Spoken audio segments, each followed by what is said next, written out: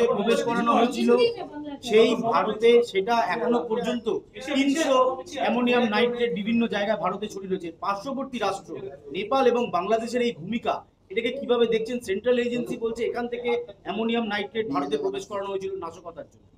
5ই August 2024 বাংলাদেশে বৈধ প্রধানমন্ত্রীকে সরিয়ে যে অবৈধ সরকার এসেছে, সেই সরকার পাকিস্তানের দোসর, রাজাকারের দোসর। পাকিস্তানের যে এজেন্ডা ছিল দীর্ঘদিন ধরে, সেই একই এজেন্ডার শরিক হয়েছে বর্তমান বাংলাদেশকে যারা নিয়ন্ত্রণ করছে, সেই সমস্ত যারা Islamic terrorist group, Ansarul Bangla থেকে শুরু করে সব গ্রুপ। তাই এটা পাকিস্তান বাংলাদেশের সরকারের মদতে, তাদের সক্রিয় সহযোগিতায় এই জিহাদি জঙ্গি গ্রুপ, হিজবুল হতে পারে, আইএসআইএস হতে পারে, বাংলাদেশের আনসারুল বাংলা হতে পারে, এই টেরারিস্ট গ্রুপ এটা করেছে। ইতিমধ্যে তার প্রাথমিকভাবে সব জায়গায় এসেছে। আমরা যেহেতু বাংলাদেশের পার্শ্ববর্তী এলাকায় থাকি, তাই আমরা এটা নিয়ে খুব উদ্বিগ্ন, আতঙ্কিত।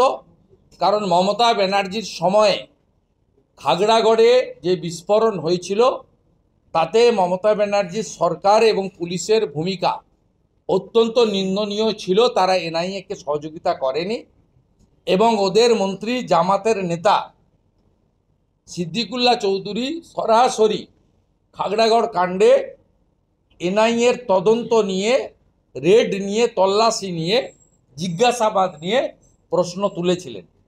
তাই মমতা ব্যানার্জি সরকারের আমলে বাংলাদেশের এই উগ্রবাদী সংগঠনগুলি যে প্রচেষ্টা নিচ্ছেন, সেই প্রচেষ্টার খানিকটা অংশ ফরিদাবাদ, কাশ্মীর হয়ে দিল্লি পর্যন্ত সামনে এসেছে। তাই পশ্চিমবাংলার মানুষকে সচেতন, সতর্ক হতে হবে এবং কিছু ইনপুট পেলেই কেন্দ্রীয় এজেন্সিকে বা ল এনফোর্সমেন্ট এজেন্সিকে দিতে হবে। এই কারণেই ভারত সরকার এবং যশস্বী স্বরাষ্ট্রমন্ত্রী অমিত শাহজি বিএসএফের এলাকা 15 কিলোমিটার থেকে বাড়িয়ে 50 কিলোমিটার করেছেন, যা পশ্চিমবঙ্গে কার্যকর করতে দেওয়া হয়নি। এই কারণেই ভারত সরকার অ্যাডভাইসারি দিয়ে বর্ডারের 50 কিলোমিটারের মধ্যে ধর্মীয় যে ইনফ্রাস্ট্রাকচারগুলো রয়েছে, ধর্মীয় স্থানগুলি রয়েছে, সেইগুলো কোনো কারণে এইসব কাজে ব্যবহার হচ্ছে কিনা সে ব্যাপারেও সমীক্ষা করার নির্দেশ দিয়েছেন গুজরাট, জম্মু কাশ্মীর, পাঞ্জাব, রাজস্থান, আসাম, মিজোরাম, ত্রিপুরা, মেঘালয়। এইসব রাজ্য সরকার বিজেপির হতে পারে, নন বিজেপির হতে পারে, সহযোগিতা করলেও পশ্চিমবঙ্গ সরকার এ বিষয়ে সহযোগিতা করেননি এবং বর্ডার এলাকায় প্রতি মাসে যে সমন্বয় মিটিং হওয়ার কথা, রাজ্য পুলিশ, রাজ্যের intelligence branch, BSF, central intelligence branch এবং আদার যে অর্গানাইজেশনগুলো রয়েছে, তাদের যে কোঅর্ডিনেশন মিটিং হয় জেলা শাসকদের উপস্থিতিতে, পশ্চিমবঙ্গে গত 6 বছর এই ধরনের মিটিং 9টি বর্ডার জেলাতে হয়নি। মমতা ব্যানার্জির নির্দেশে তার ঘোষিত অবস্থান বিএসএফের বিরুদ্ধে, কেন্দ্রীয় সরকারের বিরুদ্ধে, এনআইএকে বিজেপির শাখা সংগঠন বলে দাগিয়ে দেওয়া। সেই কারণেই পশ্চিমবঙ্গের মানুষ আতঙ্কিত, চিন্তিত এবং সন্ত্রস্ত অবস্থায় আছে জম্মু কাশ্মীর হয়ে, ফরিদাবাদ হয়ে দিল্লির ঘটনাতে।